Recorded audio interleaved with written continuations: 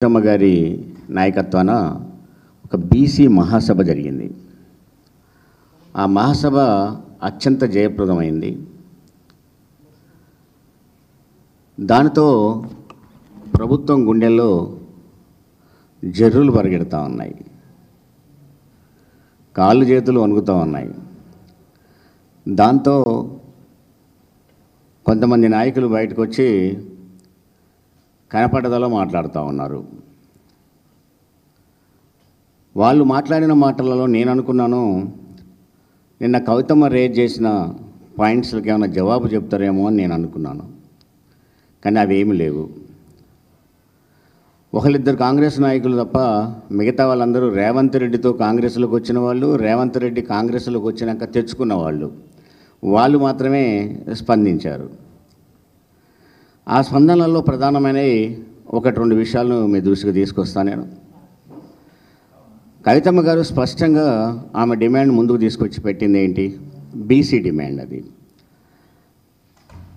42% మీరు ఏదైతే ప్రకటించారో, మినిమం 42% బీసీల రిజర్వేషన్ని, ఏదైతే సర్వేలో బీసీల సంఖ్య 55 నుంచి 56% ఉండే అవకాశం ఉంది. కాబట్టి ఎంత ఉంటే అంత రిజర్వేషన్ ప్రకటించాలని డిమాండ్ చేసింది.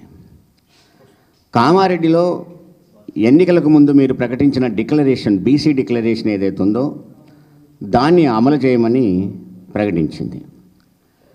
రెండోది,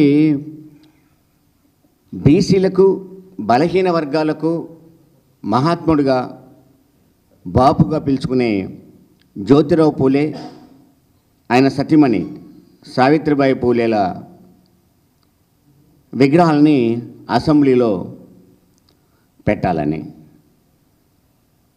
ఈ జంటకి భారతరత్న ఇవ్వాలని చెప్పేసి తెలంగాణ ప్రభుత్వం సిఫారసు చేయాలని, వీటిలలో ఏది కూడా స్పందించలేదు. నేను అడుగుతున్నాను, నిన్న మాట్లాడిన కాంగ్రెస్ నాయకులకు, ఈ డిమాండ్లలో మీరు దేన్ని వ్యతిరేకిస్తున్నారు? కామారెడ్డి డిక్లరేషన్ని వ్యతిరేకిస్తున్నారా? జ్యోతిరావు పూలే విగ్రహం పెట్టడానికి వ్యతిరేకిస్తూ ఉన్నారా? 42% బీసీలకు మినిమం రిజర్వేషన్ ఇవ్వాలన్న దాన్ని వ్యతిరేకిస్తున్నారా? లేదు, జ్యోతిరావు పూలే, సావిత్రిబాయి పూలే జంటకు భారతరత్న ఇవ్వాలనే దాన్ని వ్యతిరేకిస్తున్నారా? స్పష్టంగా చెప్పండి. మేము ఈ డిమాండ్లు వ్యతిరేకిస్తున్నాము అని. అవేవి చెప్పలేదు. పైగా మాట్లాడుతున్నది ఏంటి? కవిత గారికి మాట్లాడే హక్కు ఉందా అని. ఇదేంటి కొత్త వాదన? మాట్లాడే హక్కుని ఎవరికైనా రాజ్యాంగం కల్పించింది, కానీ మాట్లాడే హక్కు ఉందా అని వీళ్ళు చెప్తున్నారు. కొత్తగా రాజ్యాంగం సృష్టించరా అని నాకు డౌట్ వచ్చింది. ఇంట్లో ఎందుకు మాట్లాడకూడదు? బీసీలో వాస్తవంగా బావిల పడి, అంటే కష్టాల్లో ఉన్న బీసీలో కనపడ్డ చెయ్యల్లో పట్టుకొని పైకెక్కాలని చూస్తూ ఉంటాం. ఎవరు చెయ్యి అందిస్తే వాళ్ళకి పట్టుకొని పైకెక్కాలని చూస్తాం. కవితమ్మ బీసీలకు సపోర్ట్గా ఉండటమే కాదు, బీసీలకు నేను ముందుండి నడిపిస్తాను అని చెప్పి ముందుకు వచ్చింది. ఎందుకు స్వీకరించుకుంటుంటారు బీసీలు? ఎందుకు అంటే బీసీలు గ్యాదర్ గారు? మీరు బీసీ ఉద్యమాలు చేసినా బీసీలు స్వీకరిస్తారు. ఏ డిమాండ్ల మీద నేను ఆయన భువనగిరి ఎంపీ గారు మాట్లాడుతూ, కిరణ్ కుమార్ రెడ్డి గారు మీకేమి ఎట్లా మాట్లాడుతావు అని కవితమ్మని అడిగాడు. మరి నువ్వెట్లా మాట్లాడతావా? బీసీలో మేము మాట్లాడుకుంటాం, మధ్యన నీకేం పని? నువ్వు రెడీ కదా? నువ్వు ధర్నా చేసిన ఈ సమస్యల మీద నేను సపోర్ట్ చేస్తా, వచ్చి ఈ సమస్యల మీద నువ్వు ధర్నా చేస్తావా? ప్రభుత్వానికి వ్యతిరేకంగా నువ్వు ధర్నా చేస్తావా? బీసీల కోసం నువ్వు ధర్నా చేస్తావా? నువ్వు చేయవు కదా.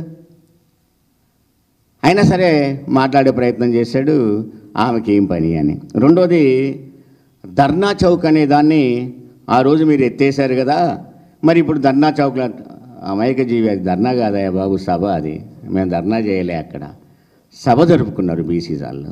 దాన్ని ధర్నా చౌక్ ఎత్తివేశారు కదా అని. నేను అనేది ఏంటంటే, ఆ రోజు ధర్నాలు చేయవలసిన అవసరం ఏర్పడలేదు. ఏ వర్గం కూడా ధర్నా చేయాలని ఒక డిమాండ్ చేయడానికి ప్రయత్నం చేస్తే ఆ వర్గం సమస్యని పరిష్కరించింది కేసీఆర్. ఆయన ఈరోజు ధర్నా చేయని వర్గమే లేదు. ఆ రోజు ధర్నా చేసిన వర్గం లేదు, ఈరోజు ధర్నా చేయని వర్గమే లేదు. కనపడ్డ వర్గం వల్ల ధర్నా చేస్తుంది. బలవంతుల కానించి బలహీనుల దాకా అన్ని వర్గాలు, అన్ని కులాలు, అన్ని సమస్యల మీద పోరాటం చేయాల్సిన కర్మ పట్టింది. ఆ స్థితిలో మరి ఈరోజు నువ్వు ఆ రోజు ధర్నా చౌక్ ఎత్తేసావు కదా అంటే, ఆ రోజు ధర్నా చేయాల్సిన అవసరం ఏర్పడలేదు. ఆ రోజు ఏ వర్గం ధర్నా చేయలేదు. ఈరోజు ధర్నా చేయని వర్గం అంటూ లేదు. మరి ఇలాంటి స్థితిలో నువ్వు ధర్నా చౌక్ గురించి మాట్లాడు అంటే ఏముంది కిరణ్ కుమార్ రెడ్డి అని నేను అడుగుతూ ఉన్నాను.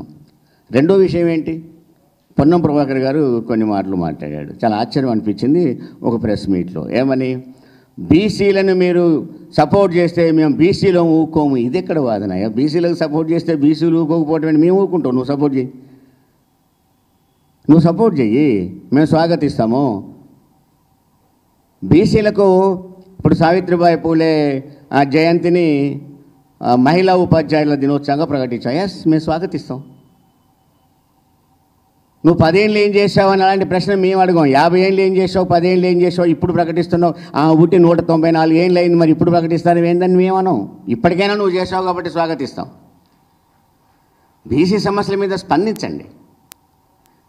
పచ్చి బీసీ వ్యతిరేకి, బలహీన వర్గాల వ్యతిరేకి, తెలంగాణకు దరిద్రం పట్టుకున్న వ్యక్తి, తెలంగాణకు ఒక శాపం పట్టుకున్న వ్యక్తి రేవంత్ రెడ్డి. బలహీన వర్గాలకు పచ్చి వ్యతిరేకి. ఎన్నికలకు ముందే స్పష్టంగా బంజారాస్ను పట్టుకొని 1000 రూపాయలు ఇచ్చేసి క్వార్టర్ అయితే చాలు ఓటేస్తారని చెప్పి అవమానపరిచిన వ్యక్తి అయినా, గ్రామాలలో పెత్తనం చేస్తే మా కులపోలు చేయాలి తప్ప మరో కులపోలు చేయదు, మాది పరిపాలనా కులం, మేము మాత్రమే ఉండాలని చెప్పుకున్న వ్యక్తి ఆ రోజు రేవంత్ రెడ్డి. ఇవాళ మీరు అంటున్నారు మేము మాట్లాడి బీసీల కోసం కొట్లాడే హక్కు, స్వేచ్ఛ మాకుంది అన్నారు. నిజంగా స్వేచ్ఛ ఉన్నట్టయితే ఆ రోజు రేవంత్ రెడ్డిని మీరెందుకు ఖండించలేదు? కనీసం ఇప్పుడు ఆ మధు యాస్కని ఒక లెటర్ రాశాడు తప్ప ఇప్పుడు మాట్లాడిన వ్యక్తులలో ఏ వ్యక్తి కూడా రేవంత్ రెడ్డిని తప్పు, ఇది నువ్వు అవమానపరుస్తున్నావు పేదవాళ్ళని, ఇది అవమానపరుస్తున్నావు బలహీన వర్గాలని, అవమానపరుస్తున్నావు మిగతా కులాలని అని ఏ ఒక్కరు ఖండించలేదే, ఏ ఒక్కరు అనలేదే. మీకు స్వేచ్ఛాజీవులని చెప్పుకుంటున్నారు కదా, మరి మీరు ఖండించలేదు. అలాంటి ఒక పచ్చి వ్యతిరేకి మాట్లాడిన మాటలు, బలహీన వర్గాలను అవమానపరిచిన మాటలు, పేదవాళ్ళనైతే మా గన్మేన్లే ఇంట్లోకి రానియరు అని చెప్పిన వ్యక్తిని పట్టుకొని మీరు నెత్తిన పెట్టుకొని పూజిస్తూ మమ్మల్ని అంటే ఎలా కలుస్తుంది? పైగా ఇంకొక ఆయన అంటాడు, షబ్బీర్ అలీ అట.